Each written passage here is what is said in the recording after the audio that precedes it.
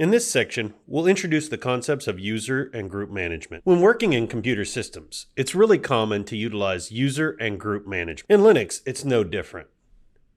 A user account is available to provide security and boundaries for a particular user who User accounts in Linux are used to provide unique credentials and provide security boundaries between the various users on the system.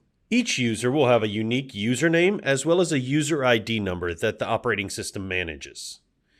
This will then be coupled with access to various parts of the operating system itself and managed throughout complex permissions that are available. Each user ID or UID must be unique throughout the system. This will correspond to the various access that they have throughout files and folders. We have three main types of users when it comes to Linux. We have a super user, a system user, and regular users. The purpose of the super user account is for administrative purposes. By default, the super user account is known as root.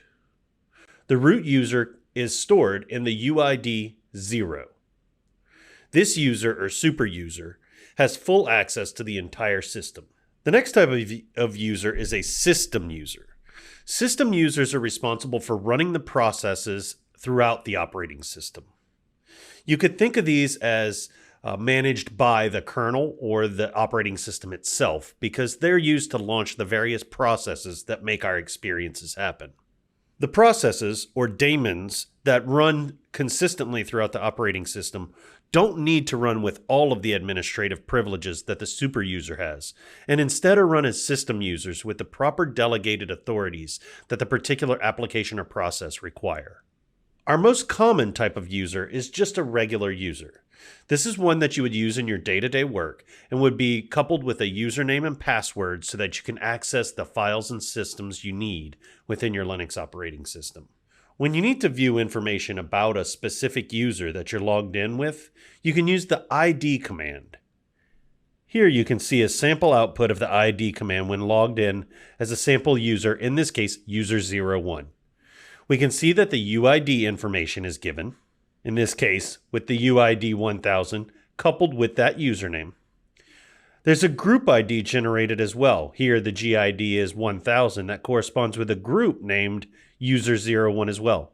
When we create regular users, a corresponding group of the same name is also created. Lastly, we can see any groups that they may be a member of listed out. The context is used with SE Linux environments in order to provide an enhanced layer of security. If you wish to view information about a different user, you'll just simply adapt the same command to include the username you're trying to inspect. We've already been seeing user information about the files we've interacted with from time to time. Using the ls-l command, we get the long listing details of a specific file. Here you can see the user01 has issued the command ls-l on a particular file in their file system. The output will correspond to the permissions for the file. We'll learn more about that later. And here we see the user that currently owns this file.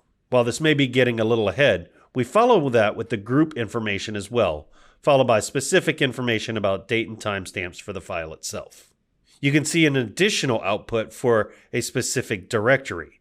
Using ls-ld on a directory will tell us 1, this first character in the permissions field is a directory, and 2, who owns it for both the user and group. When it comes to inspecting processes, and particularly as it relates to the system users who run them, we can use the ps command. The ps command, coupled with several flags, can be a very powerful tool in a system administrator's toolkit. Here you can see we're using the command ps-au. The A option in this case allows us to view all processes within the terminal. When we wish to see the user that's executed those processes, the -u option provides that information. Have a look inside this example output of the ps command. You can see in the user column the various users that may be running the specific process. It's not uncommon to have a process run as the super user root. However, it's not required unless specifically instructed to do so. While the PS output shows us the names of the users who run these processes, each username is mapped to a user ID or UID for the system. It's actually these UID numbers that are used by the operating system in order to keep track of the user management itself. Usernames are actually just simpler ways for us as humans to know who we are. The operating itself relies more on the numerical values of the UID. The etc password file, which we've inspected previously when learning our first commands on the command line, does include one line per user. When you inspect the etc password file, you can see a lot of information about the users contained within your environment. This will include all types of users. We see here some example output of one line contained within the etc password file. Let's understand what each of these fields means for us. The first field is the username itself. This is the human-readable form of the username that we are very familiar with. In this case, the username is user01. The second field typically holds only the value X. In a less secure world many years ago, the plain text password was stored here. We can now understand that storing plain text passwords is not a proper behavior, so we have this placeholder here denoting that the encrypted format of the file is stored elsewhere in the file system. Namely, there's an etc shadow file that contains this hashed salted information. Next, the third field shows the number 1000 in our output. This number 1000 is the user identification number for the user01. This is the numerical value that the operating system will utilize when assigning file ownership or assessing valid access when user01 tries to manipulate anything throughout the operating system. The next field is the group ID. A group ID is associated to a group name, much like a user ID is associated to a username. The operating system keeps track of group membership and ownership using these numerical values.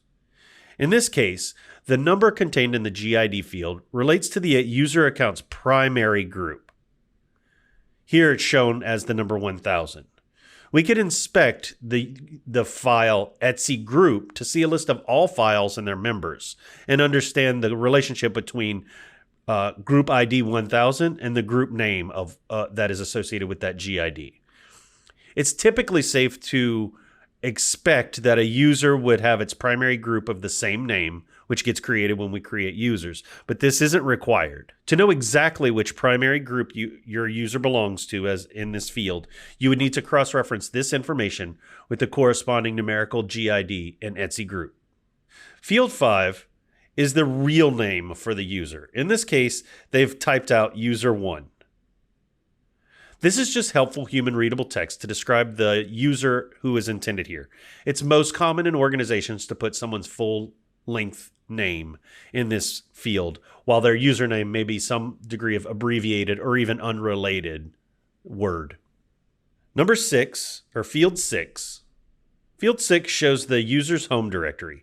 When a user logs into the environment, even remotely or locally, and opens a terminal, this would be the location that user's shell is currently working from. The last field here shows the value bin bash. This is the shell value. When a user with this account logs in, the particular shell that will be presented when they open a terminal or establish a remote connection can be changed here. By default, we use the bash shell. If it was a system user, however, that we didn't wish to have login access remotely, as that would be a bit inappropriate and even unsecure, we can use the phrase sbin no login, meaning that there's no login interactive shell for that user.